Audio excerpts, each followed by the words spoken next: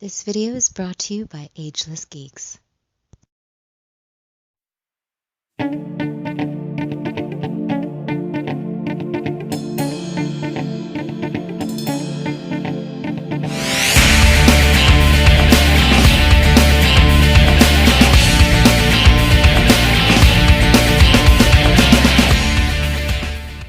Cowabunga dudes and dudettes, this is Anthony, aka Batbomb82, and today I'll be doing a review of the 1/12 scale V-Mask from Bullethead.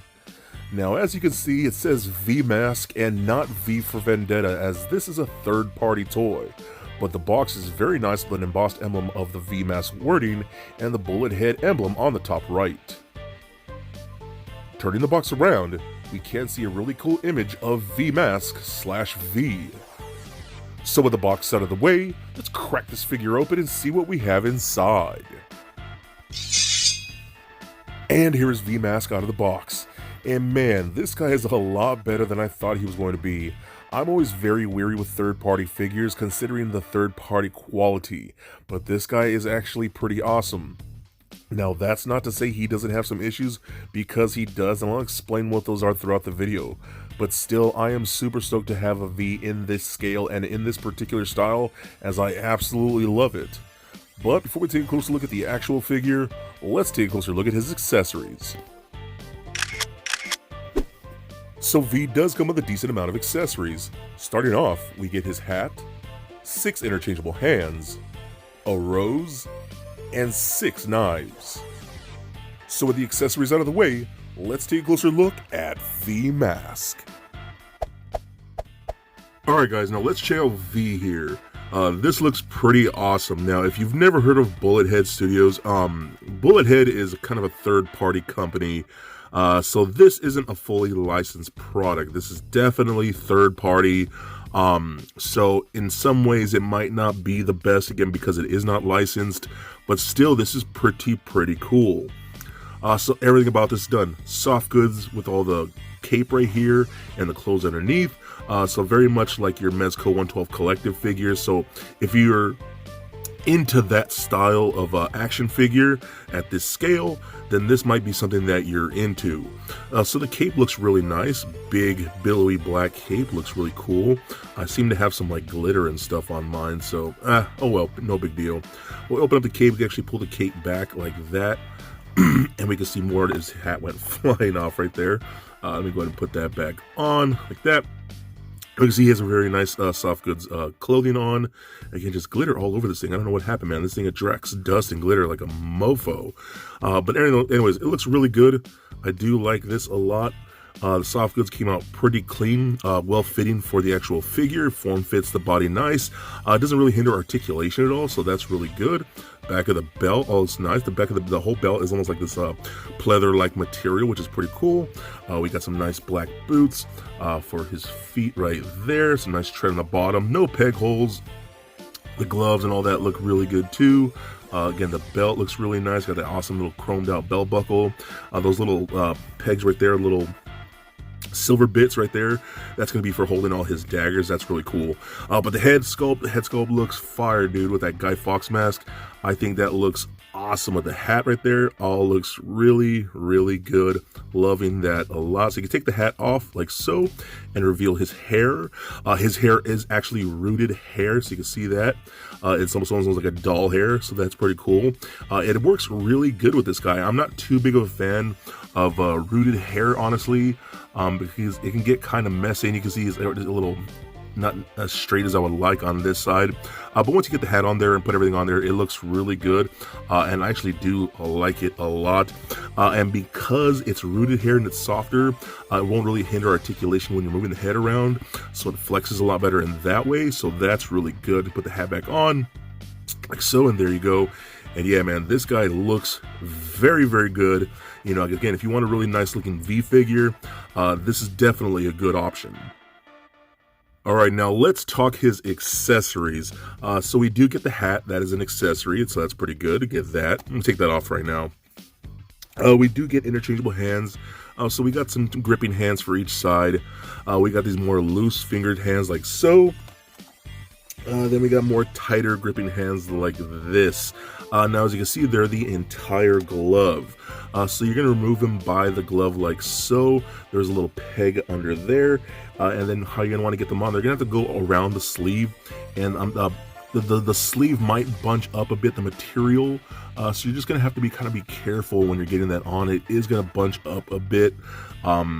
So just be wary of that, but when you get on there, it still looks pretty good. I like how that works out. It looks really nice. Same thing. We don't get interchangeable boots, but the boots do come off like that, and they come off fairly easily. So that's something you're going to want to watch out for. And the same thing with the sleeve around the ankles like that. It will kind of bunch them a bit, but it's not terrible, and it still works out pretty good. We do get some really beautiful looking knives for this guy. What I do like is that they're vac metal. I don't think they're die cast. I'm pretty sure they're just plastic, but then they're vac metalized. So those look really cool. Very nice looking. We get 6 of those, and then you have these little metal bits right here along the belt.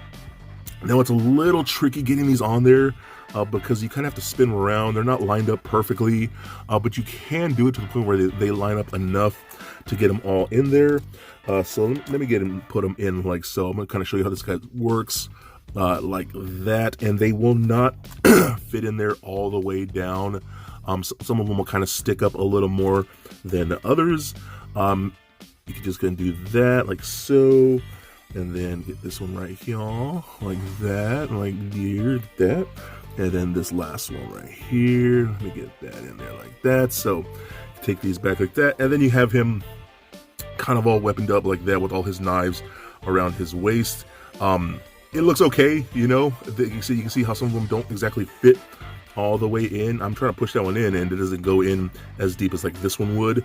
But I mean, once you get them on there and you put the cape over that, you know what I mean, something like that, it's not going to be too big of a deal. But still, it's pretty cool that we have them. I like the way those look. And if you want to put them in the hands, they actually hold them into the hands very nicely. How the finger is curled over that right there. Let me see if I get my camera to focus on that a little bit. There you go. You can kind of see the finger curled over that, so that holds onto those very well. Now the last accessory we do get is a rose, which is pretty cool. So you can same thing with a gripping hand. You can get in there like so. So that's pretty cool, and his hair is wild right now, dude. So that's one thing you're gonna have to worry about when you're messing around with this figure. You're constantly gonna have to adjust the hair because it is that more realistic rooted hair. You're gonna have to play with it quite a bit, but you can get all these accessories on there: the knife, the rose, the hat, all that stuff. I think that looks really cool. And again, if you want a good looking V figure, I think this guy is very freaking cool, man. I like him a lot.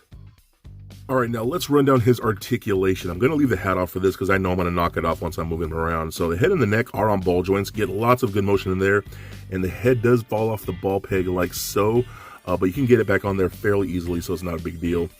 Pivots left and right like so, looks up about that far, down about that much, and then turns left and right, so that's pretty good. The range of motion there is really nice. Arms can go all the way up, down, up and out that far. We do get a butterfly joint in there. Rotation in the bicep. We got double jointed elbows that work really nice. These do come off fairly easily, the hands and the feet, or the gloves and the boots I should say. But you're not going to get a whole lot of motion because the boot covers, or the glove covers that whole joint. You're mostly just going to get left and right, no pivot or anything like that. Mostly just going to get rotation like so. So that's a little disappointing. We got a double ball peg in the mid torso right here, so that rolls around very nicely. Does turn left and right, pivot side to side, and crunches back and forth. That motion in there feels really good, like butter, so I like that a lot. Hip joints kick up and forward that far, that's really good. Back about that much, splits about that far, rotation in the upper thigh. We got double jointed knees that bend about that far. And it's going to be the same thing with these ankle joints. Because the boot covers that whole joint, you're mostly just going to get left and right. So no up and down with the ankles, no pivot. That's probably one of the worst things with this figure. There's absolutely zero pivot because of the way the boot is. So yeah, that's a little disappointing in that. But still, the articulation is pretty good with the exception of the ankles and the wrist pegs because they're covered the way they are. Other than that, I think this guy's so well done. I love everything else about him. He looks beautiful. There are some minor issues, but still, again, if you want a really cool V figure in the style of things with like soft goods in this particular scale, I think you will absolutely love him because he is definitely, in my opinion, a must get. So for a quick size comparison, here he is standing next to a Marvel Legends Deadpool and NECA Batman figures. Also for comparison, here he is standing next to a Lightning Collection Armored Red Ranger and Mezco 112 Collective Cyclops. And just for fun, here he is standing next to a little Lego Bat Bomb. So there it is, guys, my review of V-Mask from Bullethead. Now overall, I think this guy's pretty awesome considering he's a third-party action figure. Now I do have some issues with the wrists and the ankles, lack of articulation, with the way the gloves and the boots are sculpted, but honestly, I can look past that. The belt holster for the knives is really weird and awkward, but I absolutely love the vac metal knives. Those things are gorgeous. The rooted hair could be kind of a pain in the butt, but once you get it all cleaned up and nice, it looks awesome. The soft goods are very well done. I really dig his cape and hat, and I really dig that face sculpt of the V-Mask. That looks so freaking awesome to me. So overall, I think it really comes down to price. If you're really into a higher end figure that's an import and third party, and you're willing to pay that higher price for a figure like this, I think you won't be disappointed. If you want a V figure in this scale with soft goods, then I think he is definitely a must get. So please comment, like, and subscribe. Stay nerdy, my friends. Peace.